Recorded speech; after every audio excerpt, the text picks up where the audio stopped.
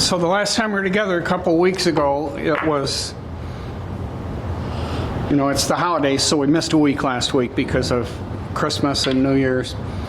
And we were working on cueball positioning, and we were actually using English and trying to get to different locations on the table. But something that came up had to do with this question of hip clearance for you, I think. And then you brought it up to me a few minutes ago before we got started. And what I want to do is, as we will always be doing as you progress, as you're advancing in your play, is going back to fundamentals, because fundamentals are the key to everything. So having an exact position that your body gets to is the key to everything. And we have tape on the floor here for foot positioning to do a shot from that spot to the end rail and back. I call this the mother of all drills. Dr. Dave calls it Mofudat. I don't know what all those letters mean, but the idea is, how do you position your body in relation to these balls? Because here's one of the problems. You can only aim standing back from the ball. You can't aim from here. And the other day I had a young man come in. He's a guy that works at the hospital that I knew. He's probably 30 years old. He's a tall kid, and he's coming in and he's shooting like this. So he's got his chin almost in between the joint on the shaft and the tip, and it's impossible to aim from here, right? You can only aim from back here. And so I talked to him about the rifle idea and how you line up the sights, and the further back you are, the better you can line it up. So what we know is that all the aiming is done from back here. That's, when I say all, I mean 98%. Everything is going to be about fine-tuning and getting your brain in sync with your lower body and your arm after that. So back here is where we're doing all the aiming. And one of the big mistakes, it's almost 100% in handicap 4 and lower playing pool, that they never aim at all before they shoot. Or let's say they aim sometimes, but most of the time they don't. And what I mean by that is this business of coming sideways into the shot like this and getting down on it from too close to the ball to ever have been able to determine that line. Now, when you watch a pro player, and we've had Fedor Gorst in here, he doesn't need to do a lot. He walks over like this. You'll see him go like this and get the line, and then he comes right down on it. But we amateur players have to spend a little more time with it. So you're back here. Now, how do you, if you're doing all your aiming back here, what do you have to do with your body in order to maintain that mental image of what you're going to do? So I'm aiming that ball at that center spot down there. It's where I place this foot. Where I place this foot determines where the rest of my body's going to go in relation to that aiming line. So I'm placing that foot right on this line like this. And we're going to get into your biggest flaw in just a moment, which is getting your hand trapped behind your hip. And how do we avoid that? So I'm getting on this line, and there's lots of ways you can do it. A lot of players will stand here like this, and they just get the line with their eye and then come down on it. Other players will do this, and they'll aim and they'll come down on it. It doesn't matter which method you use there, but what you have to do is stand back and find this line. And it's a little teeny adjustment of your head and your body and but when you finally place that foot, what I do is I place my foot, then I turn it a little bit.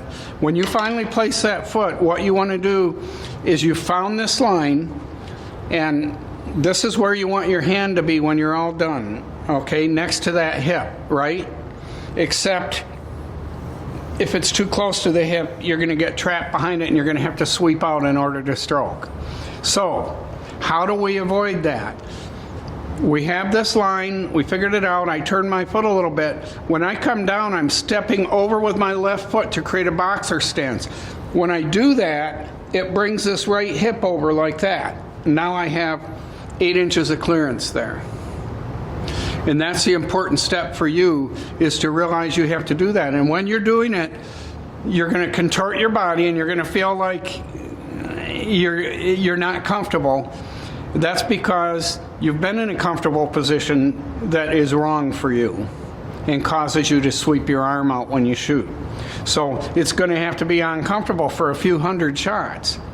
And you have to do this 100 times in a row in order to get it. I would say go to your kitchen table. You don't have a pool table at home, do you? Go to your kitchen table and get in this position over and over again. Line it up, come down, or use the wall like we did in a video a few weeks ago. Whatever you have to do to repeat this, but what you're doing is getting this foot in line, come down, and get that set up so you have arm clearance out here. So your hand, like, come look, Dale, how clear I am right now. A lot of now, I'm overemphasizing this a little bit compared to what I normally do, but I'm doing it for a point. Everything about the placement of everything on my body has to be about keeping that hand in line with the original aiming that I got from back here. I can't overemphasize that that's what we're doing. So when you see somebody come down and they get down like this and they don't feel comfortable with their aim and they start to do this, you're done for. As soon as you move that hand like this, you're done for. Now, there are certain kinds of aiming techniques where people pivot that stick on purpose, but they did it after they placed their foot in the position that they need to be in when they get done, and that's too advanced for us to talk about now. What we want to do is find out, get our hand in position with that line, however we do it. It's really getting this hip in. We want our hand to end up right in that spot in relation to that line on the floor, that piece of tape right there. So to do that, we have to reshape the rest of our body while leaving that hand in place. Come down like this, make sure we have room to shoot, and then go through our shot routine. Couple of practice strokes. Freeze, check it out. Eyes go back and forth, back, slowly, pause, and stroke through the ball. And see if you can get it to come right back to your tip. Okay? Repeating this over and over and over again. Now when you play pool with league, your body will know what position to get into. And when you get down there, you're going to be fine-tuning that. So when I say your eyes go back and forth, back and forth, back and forth, the question that you're trying to resolve, and I wouldn't frame it in a question like this, but while we're talking right here in an instructional mode, the question you're trying to answer is, am I in the right place? Can I make this shot the way I want to make it without having to readjust my aim like this? If I can't, I stand back up and I have to adjust that foot. If it doesn't feel right, if I feel like I'm going to end up off there to the right, I don't go like that and aim it straighter. I stand back up because I got my original line wrong. And so if I get down here and I feel like I'm aimed off to the right a little bit, I have to stand back up and move this foot, let's say 1/2 to 3/4 of an inch to the right, so that I'm bringing that hand out a little bit further, and now I'm pointed better at it. Then I come back down on it. I do my practice strokes. I usually do 2. Freeze, look back and forth. Is it right? Is it right? Is it right? Slow backstroke. Pause, forward stroke. Did it come back to my tip? This isn't, there's not a lot to this, but there's a tremendous amount to it. Because you can't just say, okay, I'm going to do that, and then you go play pool with your buddies and everything comes out all right. You have to do this 100 times. So let's walk through this. and be thinking along those terms. I did all my aiming back here. Now I know where I need to set my hand. Now I'm going to shape my body around that hand. Shaping my body around that hand, not doing this to aim, because once I get here this far forward, I can't aim anymore. Okay, let's do that a few times. Go through that whole process.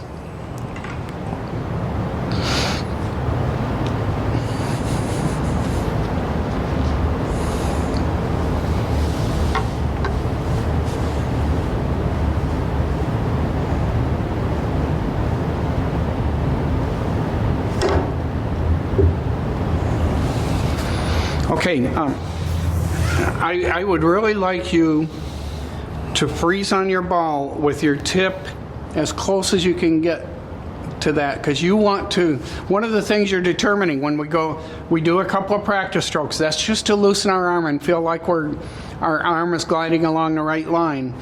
And then freeze that tip. And boy, I would love you to just sit down and watch like the Mosconi Cup videos from a few weeks ago and watch how every one of those players freezes their tip. They're not wagging back and forth like the amateur players do. They do that wagging, but then when they're getting ready to hit, that tip almost invariably freezes. And they're impressing on their lower brain, this is the spot where you have to hit this ball. If you hit it 2 millimeters to the right, you're not going to get the same outcome. You have to hit it at that spot. And to find that spot, your tip has to be within 1/2 or 3/4 inches of that ball, not back here like this. And your tip can't be wagging back and forth. It has to freeze on that spot and then get the flow and then come back, and don't poke, but just stroke right through the ball, because this is your target. This is not your target. This is your target.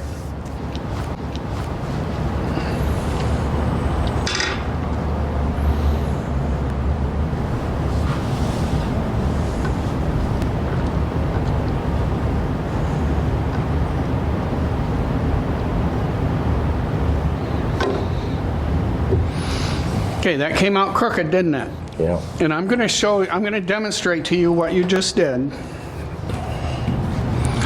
You placed your foot, I'm going to try to do it left-handed, but you placed your foot, then you came over here without ever adjusting that foot, and you found your aim, and then you got down on the shot again without ever adjusting that foot. No, listen to me, and we'll go back through it. And then you were aimed off to the left the whole time. Okay, that's not the sequence. The sequence is first get this line. Your foot can be way over here when you get that line. Figure out where it is. Figure out the line, then place your foot. And then come down on the shot. Okay? You can't place your foot until you've gotten the line. You're placing your foot and then getting the line. And that's one of the things that happens when you do that is you get that contorted thing and you get your hand trapped behind your hip. You have to find the line. What's the line from here through there? My foot can be way over here when I do it, but once I find that line, I'm coming here and I'm placing that foot. So the edge of my foot's on the inside of the line, then I'm turning it, then I'm coming down, then I'm doing a couple of practice strokes.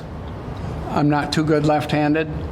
Then I'm freezing on that. I'm looking back and forth with it frozen there. Then I come back and I stroke through the ball. And because I'm hitting left-handed, I actually didn't hit the center of the cue ball, and I put a little red English on that. Or I hit it off to the side. I'm not sure which. Okay. Find the line, then place your foot on the line. And I know because we have to, let's get rid of the tape for now. Because we have the tape there, that's why you did that thing before. And this is a matter, Dale, of getting the gymnastic sequence exactly right, because you're going to miss the high parallel bar and land on your ass 10 feet away if you don't have your hands in the right position when you let go of the lower bar, right? Right. That's what you're doing here. You're letting go of the lower bar, and everything else goes to hell if you don't know exactly where the position of everything's supposed to be.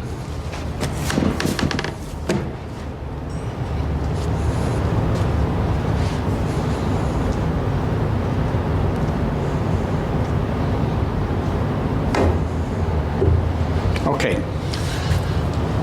Now I'm going to demonstrate again what you just did, only I'm going to do it right-handed.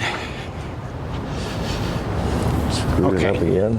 First, watch the sequence that I've been teaching you to do. I'm getting my line, I'm getting my head position, I'm going to place that foot on that line, just on the inside of it, I'm going to turn it a little bit, I'm going to come down on it. I see my target, I'm doing a couple of practice strokes just to get the feel of it. I freeze, and I just bump the cue ball, but I freeze, I come back slowly, pause, and go through, okay? Now I'm going to show you what you did. Okay, this is Dale. You did all this part of it, you got down here, you froze on the cue ball, and then you went exactly like this. And then you froze, and then you stroked through. That's the thing I was really looking for with you, because the last time we worked together, there was something wrong with your stroke, and what's wrong with it is you're jerking backwards. And when you jerk backwards, your muscles are not staying in line. If you do this, you can throw that off. You can actually throw it off in your grip. You can do all kinds of things. What I want to see is this. Now stop, and now flow forward like that. That jerking thing is really bad for your stroke. So let's try that. Go through the whole thing, yep.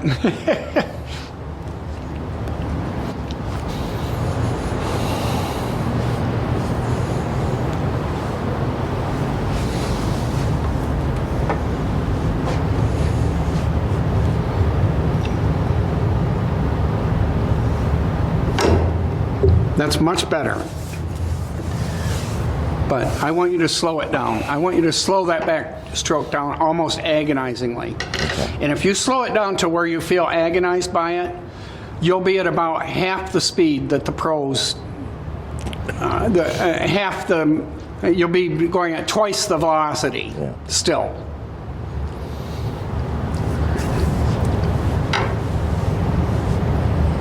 Look at all the jerking around your tip is doing. There's no smoothness to it at all.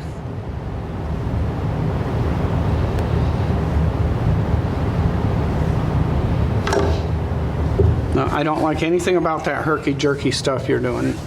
Pokey, pokey, pokey, pokey. What does that gain for you? Nothing.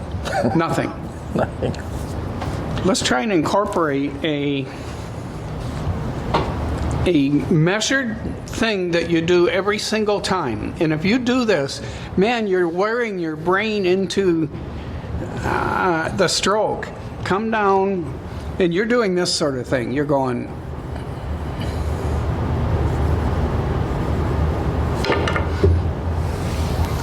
And I did it a little over-exaggerated there.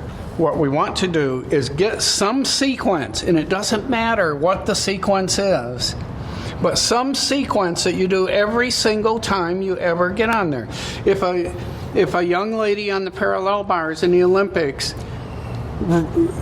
spins around the top bar, goes up into the air and flips and lands on the bottom bar, and she does it differently one time versus another, she's going to crush her skull. And you're crushing your skull, and then you walk away from the table and you go, oh, how did I miss that shot? You missed that shot because you're not doing the same thing every time. If you simply did the same thing every time, you'd be far more consistent. So for me, it's 1, 2, freeze. Eyes go back and forth. Make sure my tip's exactly where I want it. Exactly.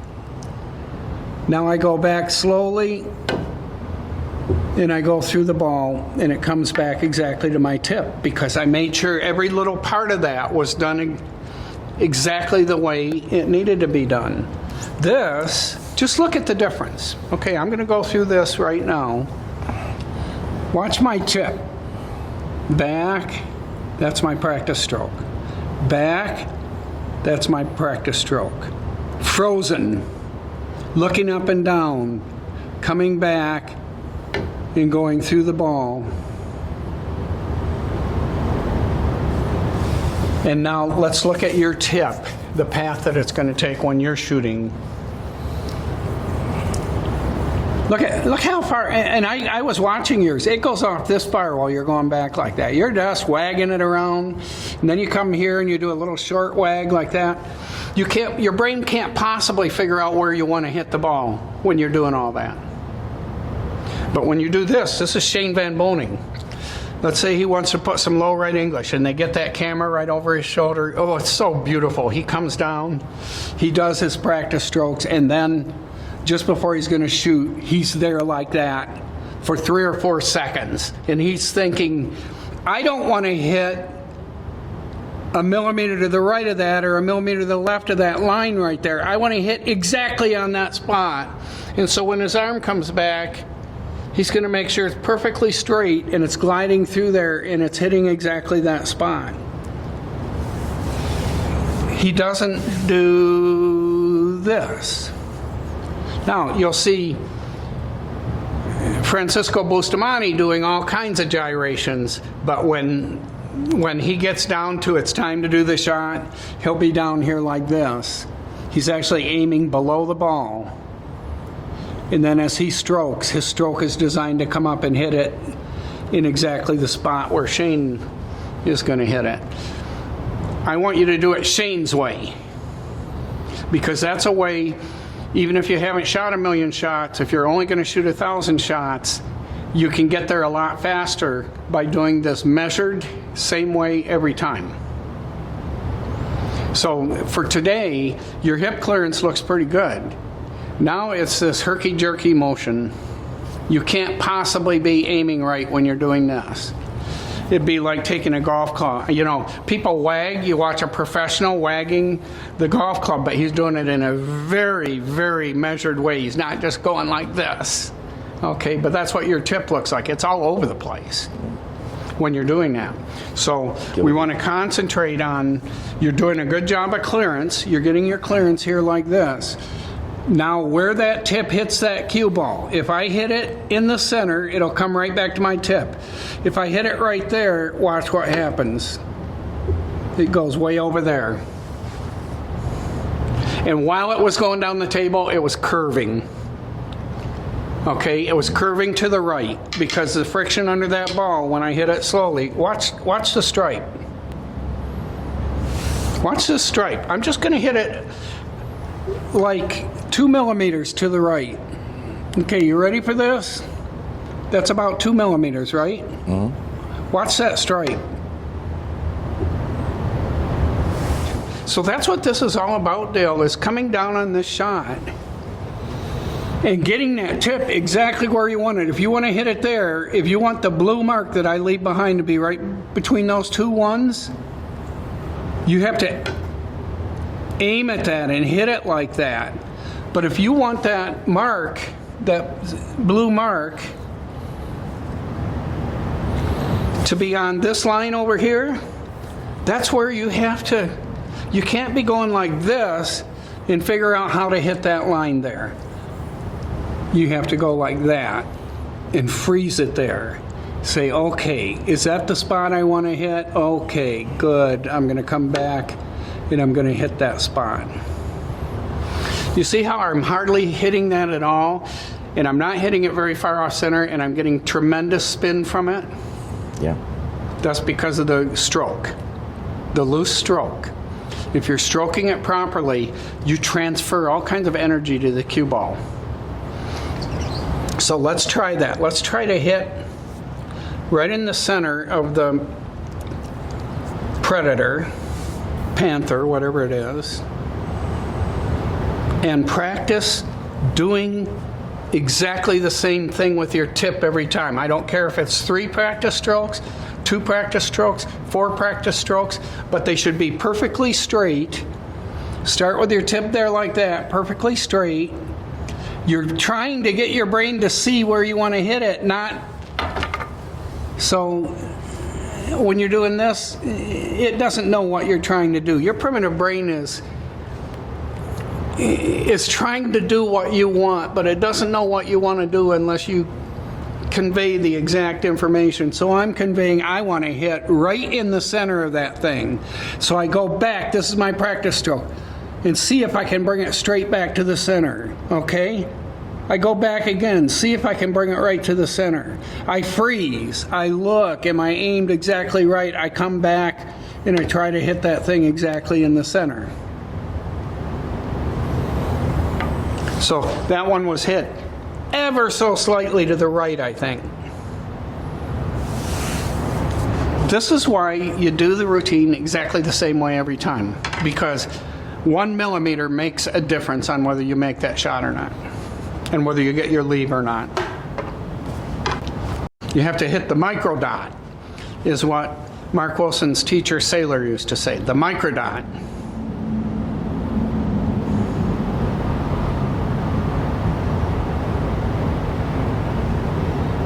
Now I can see that you're concentrating on that spot. I want you to hit it softly for a while. I want you to just hit it hard enough as if you were doing a lag to get back to this rail.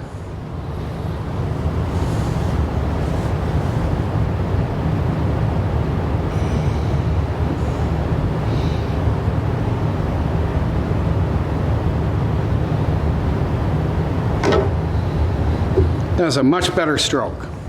But what you did is you set the cue ball crooked like that, and then you tried to hit the panther in the center. And so you're not hitting the ball in the center. If you're going to set this up so you can hit the panther or the 11 in the center, then it has to be set up straight, because if the panther's over here and you hit it in the center, you're going to get right spin on the ball. Yeah. Finding the center of the cue ball is one of the hardest things to do in pool. I hear you. I have students that have almost impossibly hard time just figuring out where the center of this ball is, because you got these marks and stuff on the ball that aren't always set straight. And so if you're going to set it straight, it has to be set straight if you're going to have a target on there. I want you to freeze on that ball for 5 seconds every time you shoot. Let me see your tip. I want your tip, when you're getting ready to backstroke, for 5 seconds, leave it right there like that. Okay. You're doing this, and you can't possibly, when you're wagging back and forth like that, you can't possibly be concentrating on the exact spot you want to hit. I want you to overemphasize freezing on that ball. For the next few minutes, freeze on that ball and go 1001 to 1005 and see what that does to your brain. You're giving it enough time to convey the information about where do you want to hit that ball, because it doesn't know.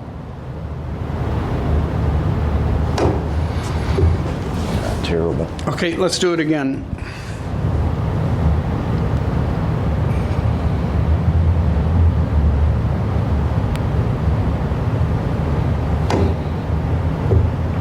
Okay, let's watch this video. What did I ask you to do with this shot? Let's just Pause review 5 that. seconds, go back. Wait 5 seconds and go back. Okay. Okay, you tell me when your tip is stopped. There. So that was like a half a second, Yeah. right? Yes. Not even 500 milliseconds. A pro stroke, a pro is going to freeze on there for 2 or 3 seconds. Okay. So you're at about 1/6 or 1/10 the amount of time, really. And then a pro, when their tip comes back, is going to take 1.2 seconds to get back here and through the ball, and you're like 0.3 seconds. Here's an example of Shane Van Bonen getting down on the shot. He freezes his tips. 1, 2, 3, 4, 5, 6, then about a second to stroke the ball. Everything has to be slowed down in order to convey to these muscles in your body. We now know from neuroscience that our brain is spread all through our entire body.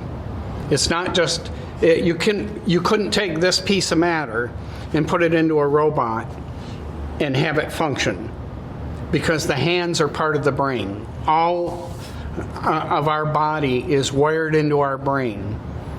And so if you have a conscious idea about where you want that ball to go, you have a subconscious or unconscious body that is the thing that needs to perform that. And you need to convey that information. So let's try this again, and let's see if you can hold that. Do what I want you to do is one stroke back like that, and see if you're hitting the right spot. One stroke back, see if you're hitting the right spot. Now freeze. 1, 2, 3, 4, 5. 1. That's the sequence. This tip should be exactly on a straight line every moment of that, not jerking around like that, okay? This is going to make a huge difference from you. We've been struggling to get you the hip clearance and all that. You're doing pretty good on that. This is your next step. You just can't stand it, can you? You can't hold that thing still. It's impossible for you. Let's try it again. We're trying to hold that tip for 5 seconds.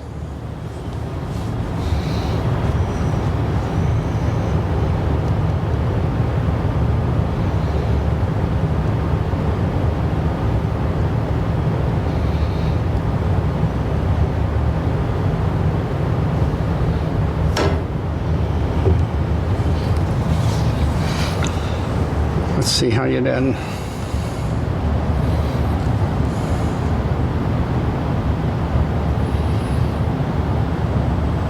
Look at it jerking around. Sometimes it's one distance, sometimes it's another. But that time you pulled it back nicely, slowly. Everything has to be slowed down with you. Every aspect of this. That jerking motion, it's not helping you at all. It's hurting you.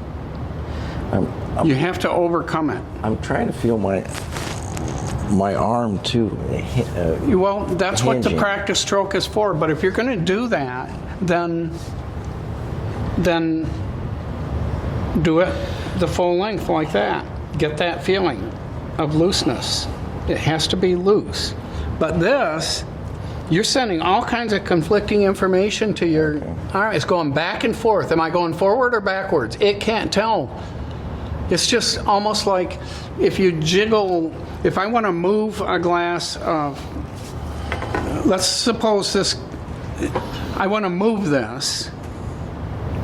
If I go like this, I can move it and it hardly wavers at all.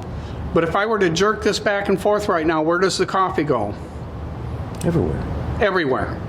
And that's what you're doing. You're taking this, and instead of pulling it back like this and then accelerating it through, and I can move it quite quickly. Now, I don't want to demonstrate the whole thing because you know I'm going to put coffee all over the floor. If I pull this back smoothly like that and bring it forward, smoothly and bring it forward. Now, if I come back and I accelerate through quite fast, it's okay. But if I go to the same speed and I try to jerk it back and forth right now, what happens? That's what you're doing. You're spilling the coffee. And your body doesn't know what to do. It doesn't know what you're trying to do. So it gives you random, it chooses the last moment of what it thinks you're trying to convey to it, and it uses that, and you often miss the ball because of that. This is a smooth motion. If you get to the back of your golf swing and you start going like this, what the hell's going to happen? Oh, misery. Yeah.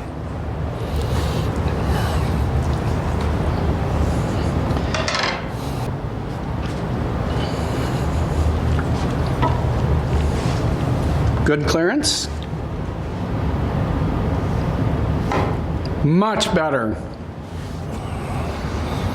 Once you do that 50 times or so, then you can bring it back to 3 seconds. But I don't want you to be any less than 1001, 1002, 1003. You need to watch yourself afterwards and count. Did I hold it for 5 seconds? Does my backstroke, how long does it take me to do my backstroke?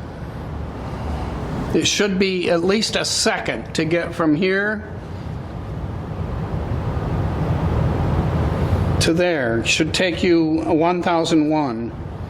And most amateurs are going, first they're jerking like this, and then they go like that, and it takes 0.2 seconds for them to do that.